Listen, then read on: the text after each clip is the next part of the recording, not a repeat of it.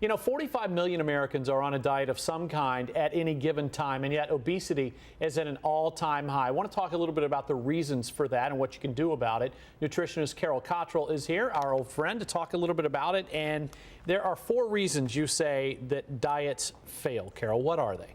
I think the top on my list is that diets work outside of ourselves, whereas intuitive eating, that's an internal job.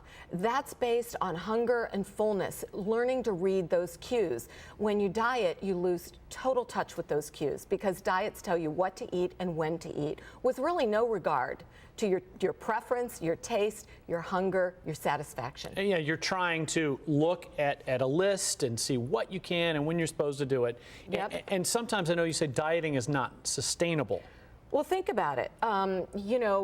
People come into my office and they say, I was on such and such diet a year ago and it really worked great. What do you have for me today? Well, if it really worked great, you wouldn't be back, right?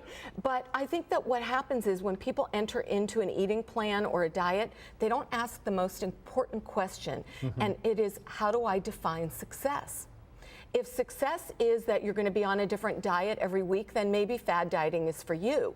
But if you want a sustainable approach of weight management where you're not going up and down the scale, then you got to go back to that intuitive eating. Okay, what else? What are the other reasons why diets fail? Well, this is another one that I write a lot about in my book, and it comes from Sir Isaac Newton, his third law of motion, which says the more you push against something, the more it comes back to you.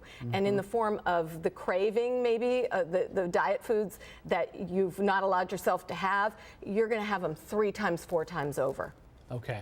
So those things that you're avoiding, when you get the chance, you go crazy. Okay. You know what? I'm driving here today and I see on the road no U-turn.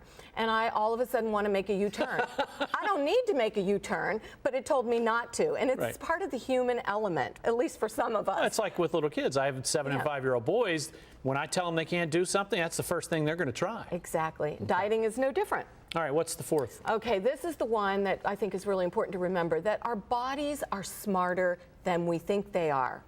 And we can't outsmart them. If you deprive yourself the foods that you really need, fats, carbs, carbs are great for energy. Fats make your brain work. Protein is the muscle builder of your body. If you deny any or all of those elements, then your body doesn't, it physiologically resists it. And we come back to moderation and exercise. Exactly. We keep coming back to that, and yet somehow we don't get the message. And we keep talking. I know. Carol, good to see you here. Good to see you. It gives us reasons to bring you back. Right. We'll see you next time. Okay, thanks.